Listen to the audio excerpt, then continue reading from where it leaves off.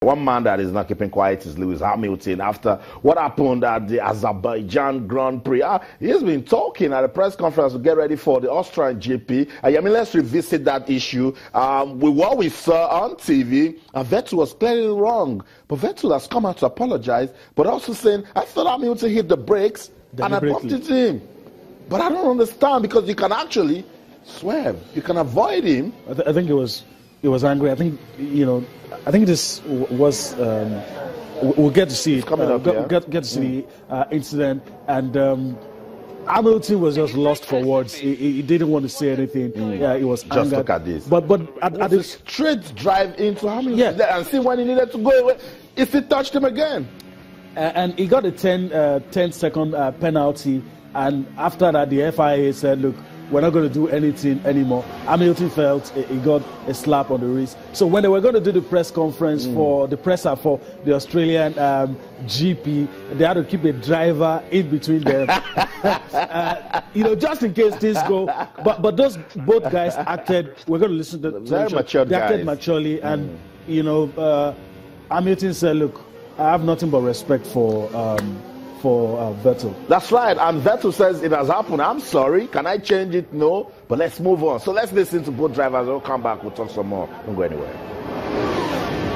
Well, it was the wrong move, wrong decision. It was the wrong move to drive alongside him and hit his tire. So that's obviously, I guess, what you all want to hear about. But there's not much more to say. I think at the time I was surprised. It felt like, Lewis hit the brakes and I couldn't stop running into his car. But I also said in the statement and said afterwards that I don't think there was any bad intention. So I don't think he actually brake tested me. At the time I read it like that. I was surprised, and hence why obviously I was upset and overreacted. But yeah, am I proud of the moment? No. Can I take it back? No. Do I regret it? Yes. So I don't think that we need to drag it out any longer.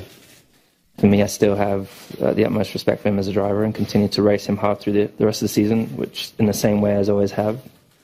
No less hard than we have been already up until now. And my only point was to Sebastian was just that I felt that saying that I had brake tested him, I was like, I hope you can correct that publicly, because people who were watching felt that was something I did. And the data obviously showed that was not the case. In actual fact, he accelerated. I think the goal was to try and be as close as possible to me, but that was an error in judgment. But my own point there in the reply to him was that I hope that he makes that clear, because I had no intentions. There was no need for me to do something like that, as I was in the lead.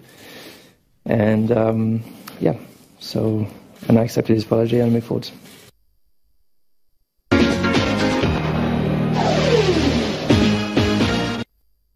Post this morning on Channels Television, broadcasting live from our sports center in Lagos, Nigeria. Yes, you're listening to Lewis Hamilton and Sebastian Vettel, top drivers anytime, any day. But what happened at Azerbaijan was ugly. And I mean, these guys, did you see the way they behaved? Try and put two boxers there, put the 7 bouncers. One will still try to get to the other, but they handled it very well. And Vettel, in his words, am I proud of it? No. Can I take it back? No. But do I regret it? Yes. And that right there can even affect the season. Yeah, it can. Hamilton, I loved his response. It was calm.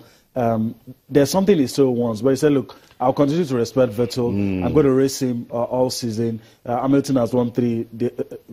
Vettel has won 4. And he's saying, there's something I would love you to correct, because you gave the impression that I brake tested you. Yeah. And I would love you to get it out there, because evidence has shown that I didn't do that. That's right. So I love, but both guys, I'm not sure that Vettel will come out and say, okay, he didn't brake test me, because he said he was emotional. He got to him. He regrets his action. And Hamilton says, look, I was in the lead. I have no reason to brake test you. Why would I do that? And I guess that's what he wants, but I'm not sure he's going to get it. That's Lewis. Lewis is a very tough driver. I mean, do you think he has really thrown this incident into the basket? I think he has. He has to face it. Look, all of these issues have a way of, like you said, have a way of playing on your minds. And look, he narrowly lost to Rosberg. Yeah.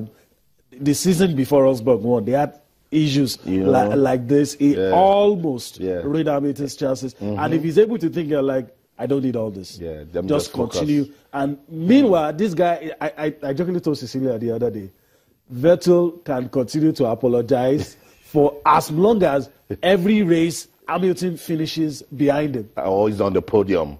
Ahead of him. You know, so for Vettel, it wasn't a loss. He finished ahead of him. You know, so that's what's going to, that's what Vettel will hope keeps happening till the end of the season. So Hamilton has the bigger job. Forget about this distraction. Always ensure that you get ahead of him. You have some gap to cover. And Vettel doesn't care if it doesn't come first. As long as you are not ahead of him. Or even if Hamilton wins, he's still on the podium, either as second or third, to be getting those points. So that's but you know, conspiracy theories, you know, sometimes say that these drivers, they don't do it in recent times, but in the olden days, the best way to win is just get your nearest competitor off the race. Just check him off. Just crash him off. Just walk crash.